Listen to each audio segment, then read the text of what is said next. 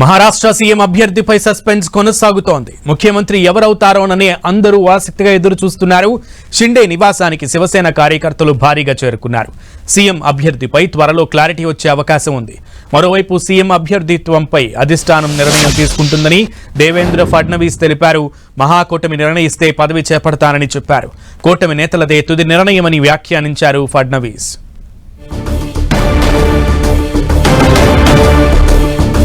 प्रस्तुत Maharashtra CM Eknath Shinde मातनाडुतुन्नारू. Live लो चुद्दाम. राज्य तिसऱ्या नंबरला गेलं. आम्ही आल्या 6 महिन्यामध्ये पुन्हा पहिल्या नंबरला आणलं. त्याचं आम्हाला समाधान आहे. आणि म्हणून मी आपल्याला एवढंच सांगेन की या राज्यामध्ये जे 2.5 वर्षामध्ये एक जे म्हणजे मी म्हणेन या निवडणुकीत जी मतांचा वर्षाव झाला तो वर्षाव हा केवळ आणि केवळ जे आम्ही काम केलं, जे आम्ही निर्णय घेतले आणि जी आम्ही सकारात्मकता दाखवली यामुळे झालेला आहे सर. आणि म्हणून लाडकी बहिणींचा लाडका भाऊ ही ओळख माझी निर्माण झाली. सक्का लाडका भाऊ. आता बाकी ज्यांनी विरोध केला ते सावत्र भाऊ झाले. पण मी सांगितलं सावत्र भावांना तुम्ही लक्षात ठेवा बरोबर. आणि ते बरोबर बहिणींनी लक्षात ठेवलं आणि पूर्णपणे लाडक्या भावाची एक ओळख निर्माण झाली. ती ओळख मला सर्व पदांपेक्षा मला मोठी वाटते. ही जी नवीन ओळख निर्माण झाली कोट्यावधी लाडक्या बहिणींची. आणि त्यामुळे मी आपल्याला एवढंच सांगेन की मी समाधानी आहे आणि या 2.5 वर्षाच्या कारकिर्दीमध्ये झालेल्या कामांवर. आणि मग आता तुम्ही काय सांगत होते, कुठे गेले, कुठे बसले, हे प्रश्न तुम्ही नंतर विचारा. तुम्ही कुठे बसले, कुठे थांबले, कुठे म्हणजे काय नाराज झाले. आम्ही असे नाराज होऊन रडणारे नाही रे. आम्ही लढणारे लोक आहोत, लढून काम करणारे लोक आहोत. समजलं की नाही. त्यामुळे मी स्वतः तुम्हाला सांगतो हे जे काही एवढी विक्ट्री झाली, एवढा मोठा विजय मिळाला, हा विजय जो आहे आतापर्यंतच्या विजयामध्ये ऐतिहासिक त्याची गणना होते. आणि याच्यामध्ये ऐतिहासिक गणना होण्याचं कारण एवढं की जीव तोडून मेहनत केली, जीव तोडून निर्णय घेतले आणि जीव तोडून लोकांमध्ये आम्ही गेलो. घरी बसलो नाही, लोकांमध्ये जाणारं हे सरकार आहे. मी असेन, दोन्ही उपमुख्यमंत्री असतील, आम्ही जे काय केलं काम ते काम केलं, मनापासून केलं. आणि मी सांगतो तुम्हाला माझ्या शरीरात रक्ताचा शेवटचा थेंब असेपर्यंत मी जे काम करेन ते या महाराष्ट्रातल्या जनतेसाठीच करेन. आणि दुसरी गोष्ट, या ठिकाणी मला काय मिळालं यापेक्षा महाराष्ट्रातल्या जनतेला काय मिळालं, महाराष्ट्रातल्या जनतेच्या जीवनामध्ये काय सुख मिळालं, काय आम्ही आज देऊ शकलो आनंद, हा आमचा उद्देश होता. आणि आज मला आनंद आहे. लाडक्या बहिणी, लाडके भाऊ लागले अप्रेंटिसशिपमध्ये. 6,000, 8,000, 10,000 रुपये त्यांना महिन्याला मिळायला लागले. वयोश्री योजनेतून मिळायला लागले. सगळ्या योजना आहेत. आज लाडक्या बहिणी सांगतात आम्हाला औषधाचे पैसे, आम्हाला मुलांच्या फीचे पैसे. काही लोकांनी तर छोटा मोठा व्यवसाय केलाय चालू आणि हे पैसे पुन्हा मार्केटमध्ये अर्थव्यवस्थेला चालना देण्यासाठी येत आहेत. आणि म्हणून गेल्या 2.5 वर्षामध्ये मी सांगतो की जे प्रेम मिळालं जनतेचं आणि एक आपल्यातला, त्यांना वाटतं आपल्यातला मुख्यमंत्री आहे, हा आपल्या घरातला परिवारातला मुख्यमंत्री आहे. तर मी कधीही त्यांना अंतर दिलं नाही. कधीही त्यांना माझं निवासस्थान असू द्या, ऑफिस असू द्या, मंत्रालय असू द्या, कुठंही मला भेटल्यानंतर मी त्यांना अटेंड केलं. प्रत्येकाला भेटलो, मी प्रत्येकाशी बोललो. हा जनतेतला मुख्यमंत्री म्हणून एक जी काही ओळख निर्माण झाली ही त्याला फार नशीब लागतं. आणि म्हणून आज लोकप्रियतेमध्ये पण तुम्हीच सगळ्यांनी अंदाज काढले, सगळे लोकप्रिय मुख्यमंत्री का काय ते सगळं ते काय मी काय लोकप्रियता मिळवण्यासाठी काही काम केलेलं नाही का, माझं मोजमाप व्हावं म्हणून मी काय काम केलेलं नाही. मी काम केलं त्या महाराष्ट्रातल्या जनतेच्या जीवनामध्ये सरकार म्हणून आम्ही काय देऊ शकतो ते आम्ही देण्याचा प्रयत्न केला. आणि मी पुन्हा एकदा सांगतो की 2.5 वर्षाच्या काळात केंद्र सरकार पूर्ण भक्कमपणे जसं चट्टान की तरह उभं राहिलं, हे पुन्हा एकदा मी सांगतो. कारण शेवटी तुम्हाला राज्याला पुढे न्यायचं असेल तर केंद्राकडे मागावं लागतं, जावं लागतं, आपल्याला त्यांना आपले प्रस्ताव. రైట్, మహారాష్ట్ర సీఎం అనే దానిపై ఇంకా ఉత్కంఠ కొనసాగుతూనే ఉంది. ఎవరనే దానిపై ఇంకా ఒక క్లారిటీ రానటువంటి అంశం. దీనికి సంబంధించి పూర్తి సమాచారం మా ప్రతినిధి గోపి అందిస్తారు. గోపి, ఇంకా ఎంతసేపట్లో ఈ ఉత్కంఠకు తెరపడే అవకాశం ఉంది? సార్, 4 రోజులు అవుతుంది మహారాష్ట్ర ఎన్నికల ఫలితాలు వచ్చి. ఇంకా తదుపరి నూతన ముఖ్యమంత్రి ఎవరు అన్నదానికి సంబంధించి స్పష్టత లేదు. బీజేపీ అధిష్టానం దేవేంద్ర ఫడ్నవీస్ ని ఢిల్లీ పిలిపించడం జరిగింది. ఆయన ఢిల్లీలో బీజేపీ జాతీయ పెద్దలతో సమావేశం కాబోతున్నారు. ఈ రోజు లేదా రేపు తదుపరి నూతన ముఖ్యమంత్రి ఎవరు అన్నదానికి సంబంధించి స్పష్టత వచ్చే అవకాశం ఉంది. మహాయుతి కూటమి ప్రభుత్వం ఏర్పడుతుంది.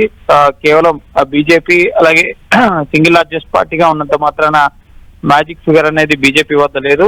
మహాయుతి కూటమిలో భాగంగా ఇటు ఏక్నాథ్ షిండే శివసేన వర్గం అలాగే ఎన్సీపీ అజిత్ పవార్ వర్గం ముగ్గురు కలిసి ఎన్నికల్లో పోటీ చేయడం జరిగింది. కాబట్టి సో ముగ్గురు నేతృత్వంలోని మహాయుతి కూటమి ప్రభుత్వం ఏర్పడుతుందని చెప్పి ఇటు దేవేంద్ర ఫడ్నవీస్ స్పష్టం చేశారు. అయితే గతంలో ఏక్నాథ్ షిండే 2.5 ఏళ్ల పాటు ముఖ్యమంత్రిగా కొనసాగారు. కాబట్టి ఈసారి దేవేంద్ర ఫడ్నవీస్ కి ముఖ్యమంత్రిగా అవకాశం ఇవ్వాలన్న డిమాండ్ ఉంది. అలాగే సింగిల్ లార్జెస్ట్ పార్టీగా బీజేపీ ఎక్కువ స్థానాలను 132 స్థానాలను గెలుచుకున్న పరిస్థితి. 148 స్థానాల్లో పోటీ చేస్తే 89% స్ట్రైక్ రేట్ తో మెజార్టీ స్థానాలను గెలుచుకోవడం జరిగింది. అయితే సీఎం ఫేస్ గా ఏక్నాథ్ షిండే నేతృత్వంలోనే కూటమి ఎలక్షన్స్ కు వెళ్ళడం జరిగింది. ఏక్నాథ్ షిండే ప్రవేశపెట్టిన సంక్షేమ పథకాల వల్ల ప్రజలు మరోసారి కూటమికి ఓటు వేశారు అన్న అంశాన్ని ఇటు శివసేన ఏక్నాథ్ షిండే వర్గం ప్రజలు తెర మీదకి తీసుకొస్తున్నారు. మరోపక్క ఆర్ఎస్ఎస్ అలాగే ఎన్సీపీ అజిత్ పవార్ వర్గం కూడా ఇటు దేవేంద్ర ఫడ్నవీస్ కి తమ మద్దతుని ప్రకటించడం జరిగింది. ముఖ్యమంత్రిగా ఎవరు ఉండాలి అన్న అంశానికి సంబంధించి.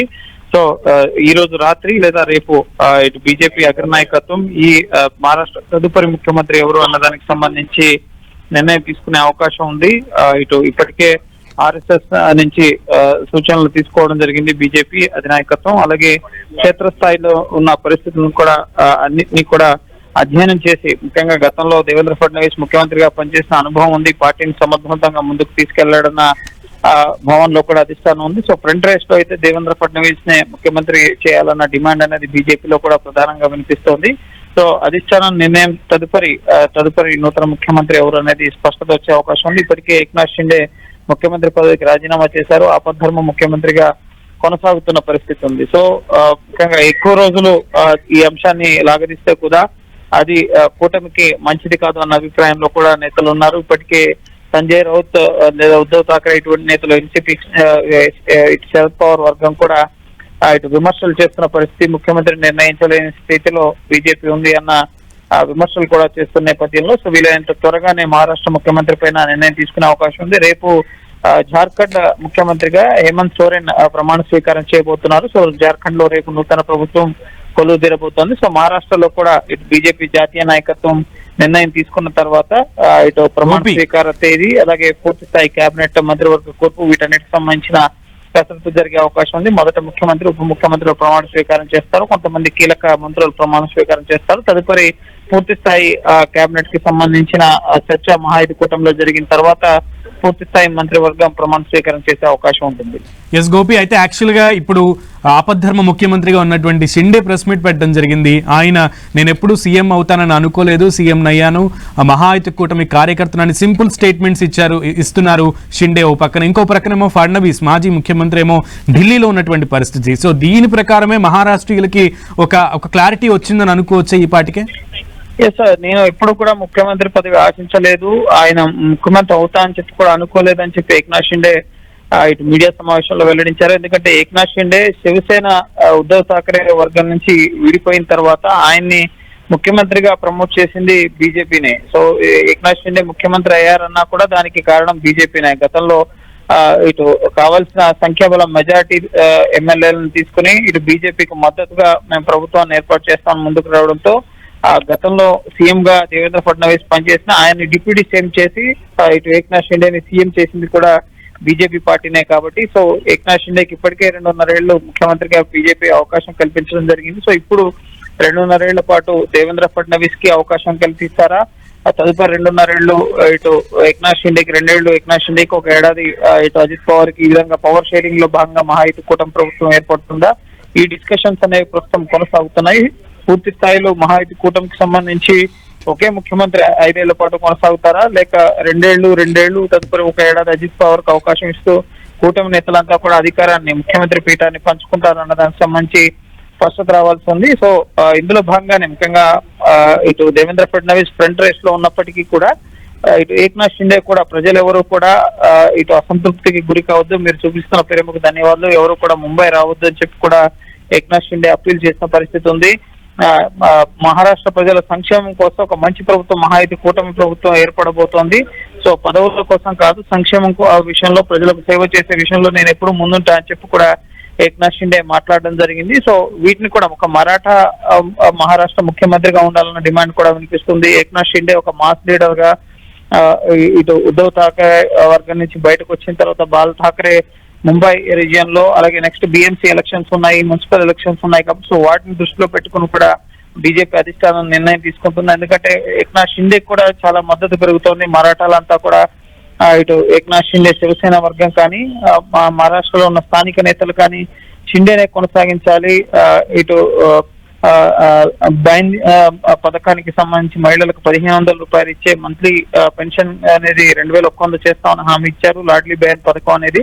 సో ఆ పథకాలన్నీ కూడా ఇటు కూటమి విజయానికి దోహదం చేశాయి కాబట్టి సో షిండేని ముఖ్యమంత్రిని చేయకూడదు అన్న అంశానికి సంబంధించి కూడా బీజేపీ వద్ద కొంత తటపడాయిస్తున్న పరిస్థితి. ఎందుకంటే ఆయన ఫేస్ గానే ముఖ్యమంత్రిగా ముఖ్యంగా ఎన్నికల్లో గెలిచారు కాబట్టి సో అందుకే ముఖ్యమంత్రిగా ఎవరిని ఉంచాలనే అంశానికి సంబంధించిన నిర్ణయం అనేది ఆలస్యం అవుతుంది. సో తుది అంకానికి చేరుకుందని చెప్పొచ్చు. ఈ రోజు రేపటిలోగా కూడా మహారాష్ట్ర ముఖ్యమంత్రి ఎవరన్న దానిపైన నిర్ణయం బీజేపీ జాతీయ అధిష్టానం వెల్లడించే అవకాశం ఉంది. Okay Gopi, keep updating us Gopi.